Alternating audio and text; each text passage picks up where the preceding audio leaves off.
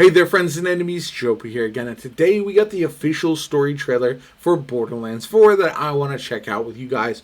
And this is one of my big question marks with the game. We can already tell from what we've seen so far that it looks darker, a bit more interesting to me personally. The antagonists look a little bit more menacing, which I think is definitely the way to go. Still retains some of that Borderlands humor, but doesn't lean into the cringe as much as Borderlands 3. And for me, that was the only major weak point for Borderlands 3 that held it back from being a really good game. Aside from initially not having dedicated drops, that was a very big problem as well.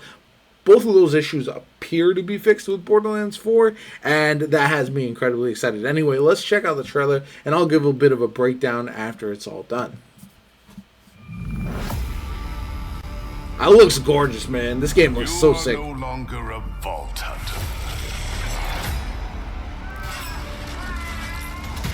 You may have had free will out there in the myriad galaxies, but here on Kairos, you serve the use I have for you. Our minds fly free, beyond his control. Now, it's your turn. Yeah, this looks sick. Timekeeper's sign. We rule forever.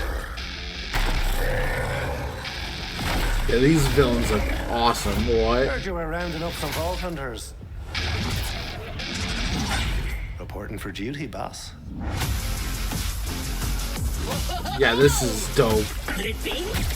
My savior? Aw, come on, Claptrap.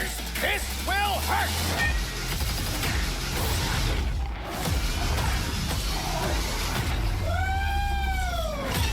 Okay. A toast to our hero. Old familiar faces are back. Some of these bosses look sick. I'm gonna go through these for sure. We lead a strike team to the fortress, and then we make him pay. Giant sandworm. Okay, that was dope.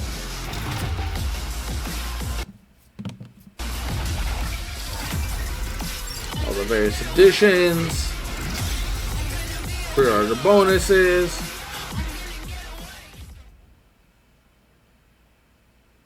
There's not anything extra, is there? Okay. Alright, let's go through a little bit of this, and I'll pause You are no longer a once we go through some of the different things. Like, so this guy looks like kind of some kind of boss right there. Maybe just a mini boss there.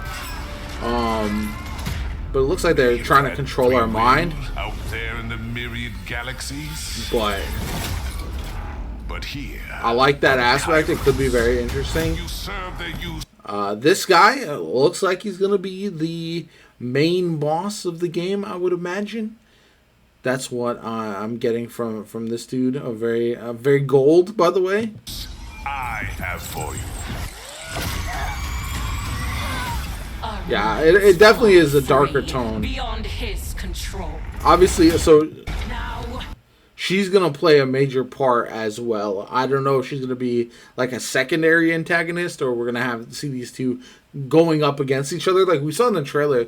The original one, the two armies clashing. I hope that's a constant theme throughout at least portions of the game, where these rival factions are doing battle. Maybe we see them engaging in combat against each other in the open world. Maybe we see large-scale battles. Maybe we get them just narratively to kind of work against each other, and we have to kind of pick and choose what side to utilize or go against at any given point. But she's probably going to be another key antagonist, I would imagine. Maybe also a bit of a reluctant ally, but it's your turn. she looks sick.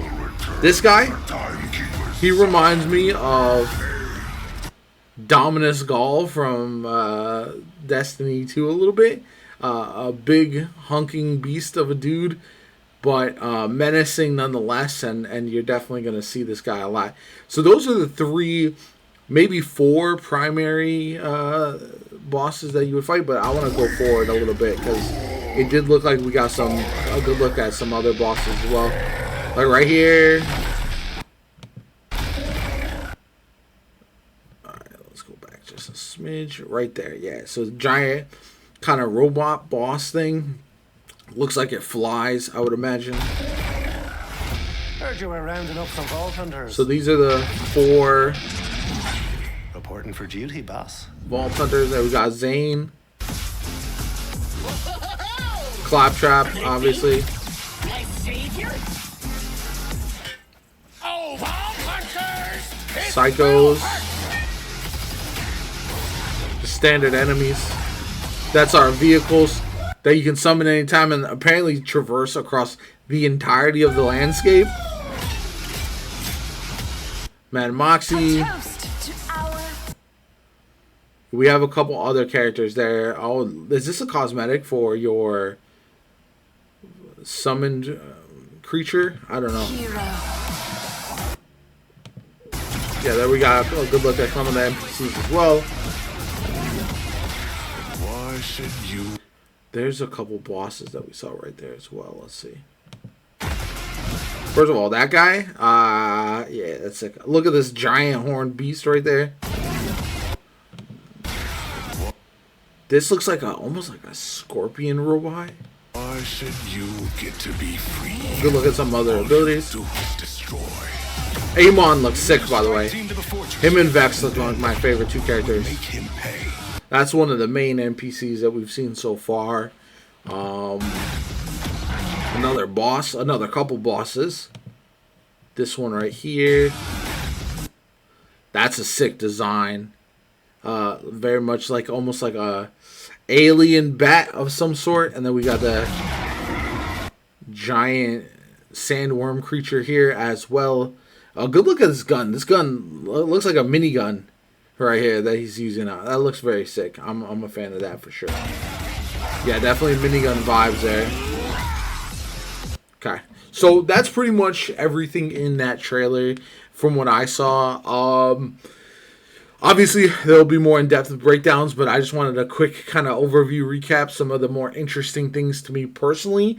I feel like the way they're setting this up is far more intriguing than the past game and having like the social media influencer brother-sister dynamic. It didn't really land, and I understood what they were trying to do, but it was more annoying than menacing at the end of the day.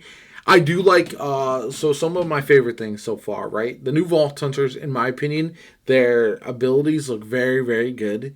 I like that there's a good mix of new and returning NPCs. They're not like wholly relying on nostalgia, but they do have some returning as well, that some fan favorites that you would love to see. That's good, but also hopefully it's carried primarily by new NPCs, so that way we're definitely moving the story, the franchise forward instead of remaining stagnant. I feel like that's the one thing that with Borderlands 3 is like they tried to make it a Borderlands universe game too much, and like they were tying in all the like the Tales of games and all that kind of stuff, and I just don't feel like that was the direction to go. Every Borderlands game should feel like a standalone adventure, in my opinion, that does have references to the wider Borderlands universe, rather than being just a continuation in some ways and adding and focusing on stories of characters who we've seen in the past. So I'll be very curious to see how that all goes down. I am so hyped about this. Everything we've seen about Borderlands 4 has me more excited than the day before. Essentially, we do have some live gameplay content from folks at the Borderlands Fan Fest today, so I'll cover that over the weekend, heading into next week as well. But this looks like it's going to be the best looter shooter of the year, and does not have a lot of competition, in my opinion. So let me know what you guys think in the comments down below. Like the video as always, comment, subscribe. Have a good one, and I'll catch you all later.